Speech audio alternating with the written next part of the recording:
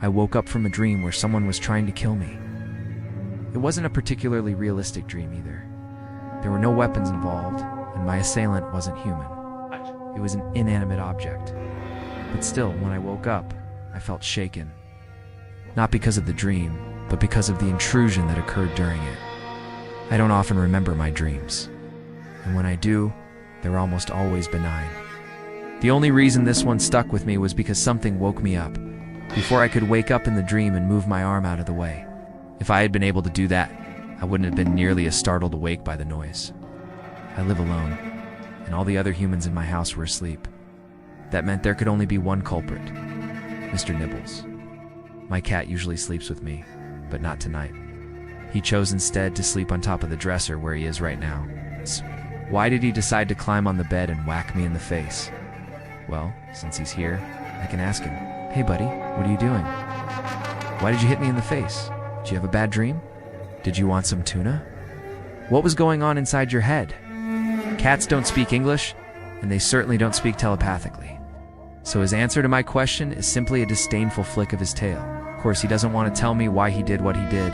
He probably thinks he did nothing wrong. But if he didn't mean to wake me up, why did he climb onto the bed? Maybe he was just looking for a new sleeping spot, or maybe he was seeking comfort after having a bad dream of his own. Cats do sometimes vocalize during their dreams, so maybe he was having a nightmare and I just didn't hear him.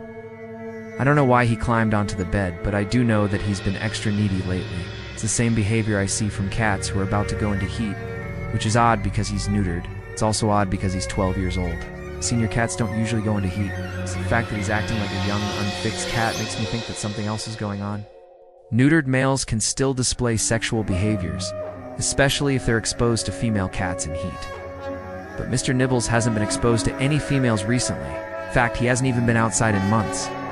He spends all day inside watching birds, squirrels, and chipmunks through the window. Sometimes he gets so excited that he jumps up and tries to attack the glass, but thankfully, he's never broken through. He's too fat. I should say that his weight isn't really a problem. He's a large cat with a thick, plush coat, so he looks bigger than he actually is. Still, he needs to lose a few pounds. Otherwise, his joints are going to suffer when he gets older. That's one of the reasons I haven't given in to his demands for tuna. The other reason is that he'll eat anything if it's in front of him. I'm sure he'd be happy to eat nothing but tuna for the rest of his life, and I'm sure he'd be healthy if that were possible. But it isn't. Tuna isn't a complete diet, and even if it were, it has a lot of mercury in it. I won't feed my cat mercury.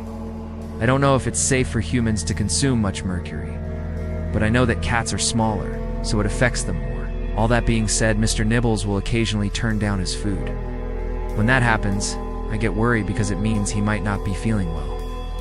A loss of appetite can be a symptom of many illnesses, and most of them are serious. There's no need to panic if a cat misses a meal or two, but if they refuse to eat for more than a day or two, they need to be seen by a vet. That's why I gave in and bought him some tuna. I figured that if he wouldn't eat his food, then maybe he'd eat the tuna. It was worth a shot, but it ended up being a waste of money. He looked at the tuna like it was a piece of trash and refused to touch it. I couldn't believe it. Usually he goes crazy over fish. So that leaves us back where we started.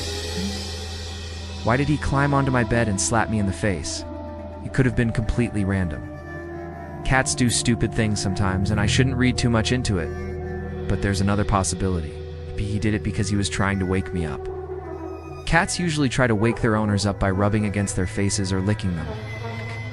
But those behaviors aren't always successful. When my cat rubs against my face, I almost always keep sleeping. So maybe that's why he resorted to slapping me. Maybe he thought it would take longer for me to wake up if he just licked me.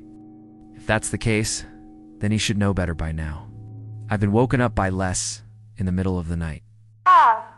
But then again, I've also been woken up by far worse. Some people are awakened by terrifying nightmares. They wake up screaming and thrashing around in bed, not knowing where they are or what happened. Other people are woken up by a sudden sense of dread. They feel a strong sense of foreboding and panic, but there's nothing to be afraid of. Most of the time, the people who experience these phenomena are able to go back to sleep, but some aren't so lucky. They spend the rest of the night staring at the ceiling, unable to fall back asleep. Some people are woken up by a sensation of pressure. as if someone or something is sitting on their chest. In some cases, this pressure is accompanied by a feeling of suffocation, as if they can't breathe. People who experience this sensation often describe it as terrifying and life-threatening. Of course, none of these experiences are real, but that doesn't make them any less scary. Well, except for the last one, because there are rare cases where people are actually suffocated in their sleep. It's called sleep apnea, and it's usually caused by obesity. The person's body gets so compressed when they lie down that their airway gets blocked off. So they suffocate and choke on their own saliva. Fortunately, this is a fairly uncommon occurrence. Sleep apnea is also easily treated. The person just needs to lose a few pounds. But while sleep apnea isn't likely to be the cause of my mysterious nighttime visitor, it could be the cause of my cat's strange behavior. If he's overweight, it could be affecting his sleep. If he's not sleeping well, it could be affecting his behavior. This is pure speculation on my part, but it could be true. After all, cats are just like us. They need their sleep. Without it, they become irritable, distracted, and confused. This explains why Mr. Nibbles has been so needy lately. Probably isn't trying to be a jerk. He probably just isn't feeling well. So what should I do? Well, the first step is to take him to the vet and rule out any underlying medical conditions. If everything checks out okay, then the next step is to put him on a diet. It's not going to be easy, though. Cats are notorious for their picky eating habits, and they can be stubborn as hell. But it's important to try because my cat's health depends on it. Plus, losing a few pounds will probably help his sleep. In the meantime, I'm going to try to get more sleep. I didn't realize how tired I was until I got cut off in traffic. The driver behind me honked, but I didn't hear him. I was too busy thinking about cats, diets, and tuna. And then something weird happened. The car in front of me turned left in front of me, but it wasn't a turn signal. I had a green light. I could have kept going straight. But what's the point of getting somewhere if you're not awake when you get there? I made the decision to stop and take a break. While I was stopped, I started to drift off again. I was just about to hit the gas when I realized there was a figure in my peripheral vision. First, it looked like a stationary object, but then it moved. It was coming towards me. I rolled down my window and yelled, "Hey!" but it kept coming. It was a girl in a white dress. She looked like she was about 16 or 17. She had long, flowing hair, and her eyes were closed. She walked past my window and opened the door on my side of the car. She looked at me and smiled. "Can I ask you something?" she asked. "Sure," I replied. "What's on your mind? Why are you driving on the wrong side of the road?"